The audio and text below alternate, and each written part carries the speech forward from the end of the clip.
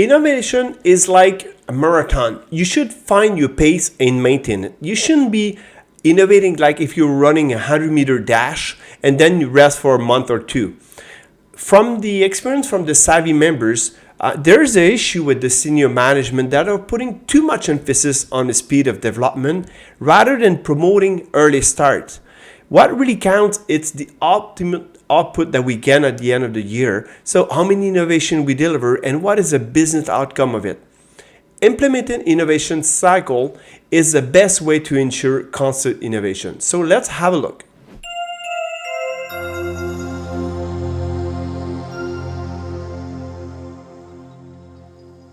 This video from the Innovation Leaders Club will elaborate on how to consistently innovate. To consistently innovate, your organization should plan recurrent innovation cycles to set a pace for conducting proactive innovation activities. More precisely, the video will explain how knowing the innovation cycle approach will help you define the appropriate cycle for your organization, as well as how changing the innovation cycle ownership will better reflect the function most solicited during a specific phase. Don't forget that, as usual, you can access for free all of the content on this video, including the PowerPoint presentation, as well as the tools, if applicable, by clicking the link in the description below.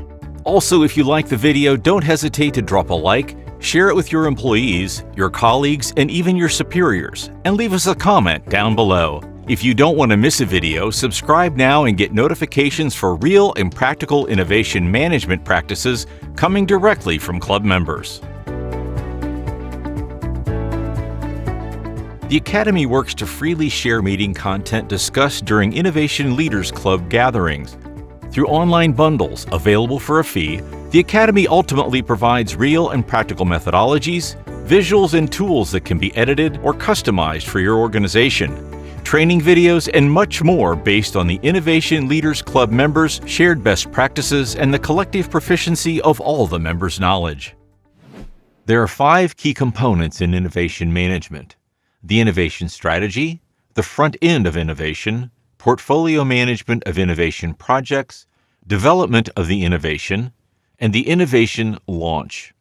The innovation cycle applies to all components of an innovation management system. It is highly recommended to implement an innovation cycle prior to optimizing the innovation management system, since it regulates the innovation pace. Pre-planned, annual, or semi-annual innovation project portfolio review sets this tempo. Organizations are planning their innovation development using a cycle. First, the planning cycle. Secondly, execution throughout the year. Finally, the post-budget cycle to present results. Similar to the budget, the innovation should have a clear cycle. Here's an example of a typical innovation cycle. An innovation cycle is usually named after its launch year. In this case, it's the 2021 launch cycle. At the beginning of the innovation cycle, there's always a revision of the innovation strategy to confirm the strategic arenas. It's the yearly moment to evaluate if a current strategic arena should be removed or if a new one should be activated. In this example, the innovation strategy is revisited in March every year. 2 dates are critical in the innovation cycle. 1. We recommend the launch date be fixed as a way to motivate the team. Many club members align their launch with a trade show or a good time for their customers during the year. For example, building material companies in North America usually launch their innovations in winter because contractors are less busy. Other club members selling consumer products prefer to launch during the back-to-school season or before Christmas. The idea is to group innovation launches in order to create an impact on the market, as well as economies of scale related to launch efforts. In this example, the launch is scheduled for November. 2. The other important date relates to portfolio management. It's usually aligned with the yearly budget planning period for 2 reasons. First, because budget planning is a rigorous process that happens every year about the same time, and because budget and resource requirements are presented along with the project proposal during the portfolio management. And so, when projects are selected, the required R&D budget is pretty much defined. Thus, the output of the portfolio management becomes the input for budget planning. In other words, the portfolio management sets the innovation cycle's tempo as the front end of innovation needs to be completed to present its results at the portfolio review, and the development is initiated afterwards. Some organizations prefer to align their portfolio review with the launch. Both approaches are relevant. What makes innovation difficult is when innovation cycles take place simultaneously, as shown in this visual. These overlaps always take place at some point. For example, just after the portfolio management launches in 2021, the cycle starts for the 2022 launches.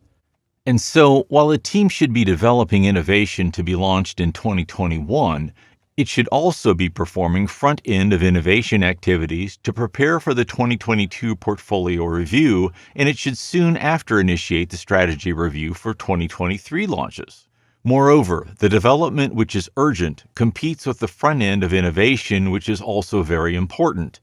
It's unfair competition, and most of the time, the front end of innovation is underperformed and affects the upcoming development. Some club members solve this issue by having one team working on a launch year and another team working on every other year. Other club members have dedicated resources to the front end of innovation and others to development so that their teams can focus on specific tasks and become experts in their field. You notice in the last animation how the innovation overlap. It's the trickiest part of innovation cycle. You have to kickstart the front end of innovation for the next cycle while you're really busy finalizing the development of your current cycle. But that's key if you want innovation cycle to work. If you notice, we had only one launch a year, and that's what we recommend if you don't have to get more launches. However, there's some markets requires more than one launches, in some cases 2, 3, and even more. But keep in mind, if you have 2 launches, everything doubles. So make sure that you have the right number of launches and you don't have extra launches because things get too complicated. If your organization uses a stage gate process, like initially promoted by Bob Cooper, same thing applies. So let's have a look. Some club members have designed their innovation cycle around the stage gate process. This is mostly found in organizations where the stage gate process is an already established legacy process and they've managed to modernize it over the years, but it's still at the core of their innovation system. In this case, the first 2 gates fall into the front end of innovation, with gate 2 being the portfolio review. Companies currently implementing the stage gate process don't necessarily include the front end of innovation here. Instead, it starts after the portfolio review, thus gate 2. There's a separate bundle targeted specifically at the innovation development process. The visual presented here is an extract from Robert G. Cooper's book, Winning at New Products, 5th edition, explaining why it's on a different graphical charter. Dave Casey, the founding president of the Innovation Leaders Club, has contributed to this edition. This is the same stage gate process that respects our graphic template so that they can fit with your other visuals. The idea is to provide you with various options, so feel free to use the visual you prefer. Remember that all models are editable, so you can easily tailor them to your reality. When using the stage gate process to design the innovation cycle, we should note that it isn't different from what we've previously presented. The innovation cycles will take place simultaneously. The challenge remains in dedicating resources to work on the next front end of innovation cycle while having a part of the team develop, test, or even launch innovations. It's usually during these last phases that the team gets very busy and neglects the next cycle. Front end of innovation is always recognized as important within an organization. However, it rarely makes it to the urgent level, except if you've indicated specific dates within your innovation cycle. Some people would say innovation leaders should be the same from the beginning of the project until the end. I do not agree with that. We can change leader as long as it's very clear who is in charge. Some processes clearly states who is in charge of what, and there's 1 or 2 changes throughout the life of a project. Let's see how 2 active club members applies this. Never miss a video. Subscribe now and get notifications for real and practical innovation management practices coming directly from club members. Don't forget to click on the link in the description below to access the content discussed in this video. This section will cover who owns the innovation cycle and who can own any changes during the cycle.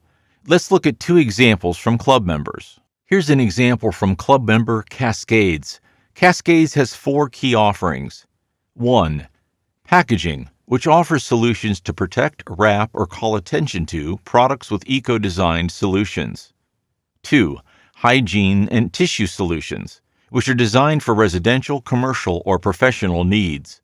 3. Fiber-based materials, where recycled papers consist of high-quality containerboard, chipboard, and tissue paper that can be converted into packaging and hygiene solutions. And finally, 4. Recycling solutions, where the focus is material recovery to help their customers and the planet. Since its inception, Cascades has developed an innovative business and has always been focused on sustainability development by supplying its raw materials from its own recycling plant. Cascades was well aware that managing simultaneous innovation cycles would be difficult, so they were looking to change the innovation cycle ownership based on its phase. The goal was to clarify who's leading at every stage. It was therefore decided that the product manager would lead the innovation cycle up to the portfolio review. This included revisiting the innovation strategy, performing the front end of innovation activities to prepare the concept proposal, and leading the portfolio review.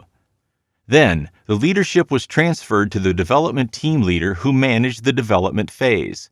And finally, the product manager took back the lead for the launch. In this approach, it's not because the product manager is leading the front end of innovation activities that the development team isn't involved.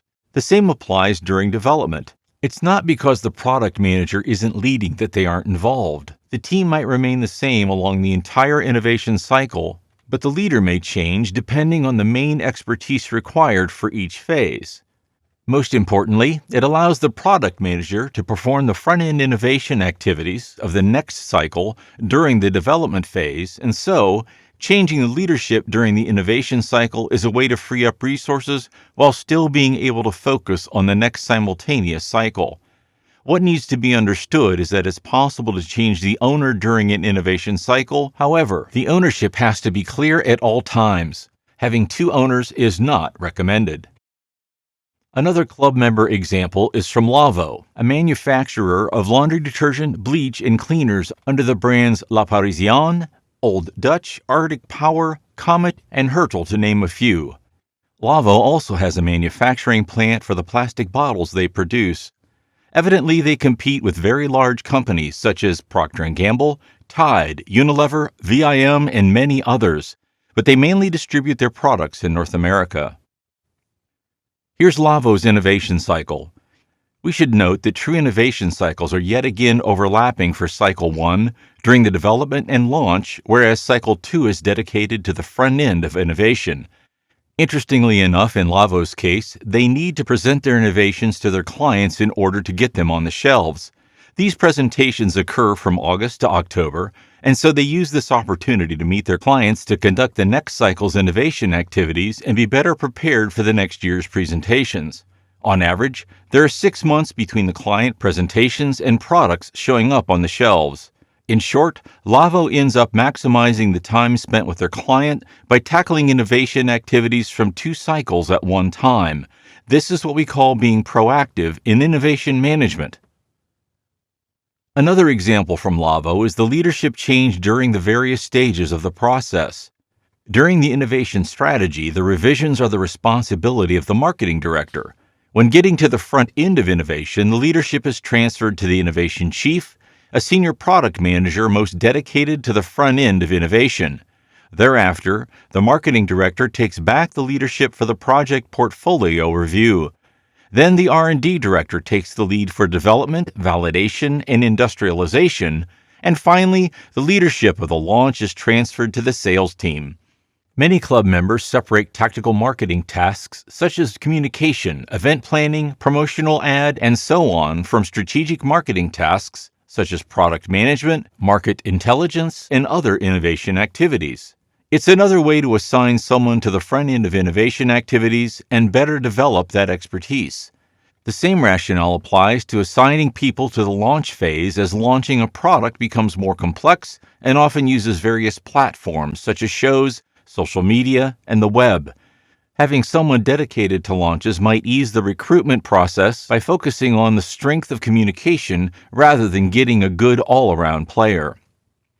As I mentioned at the beginning of the video, implementing an innovation cycle is key to ensure a healthy innovation system. As an example, I do not believe that an organization can implement a structured front-end innovation if it doesn't have any innovation cycle in place. Front-end innovation is always important, but rarely urgent for organizations that do not have a cycle. When you have a clear cycle, at one point it makes it urgent and make people to make it happen. If you haven't done so yet, subscribe to our channel so you don't miss new videos on innovation management practices discussed during the Innovation Leaders Club meetings. You may also want to get a hold of this free content, including the entire PowerPoint presentation with the text associated in the video, and if applicable, the tools presented. You can find the link to get your free package in the description below. Finally, don't hesitate to leave us a comment or watch the next video to learn even more about innovation management practices.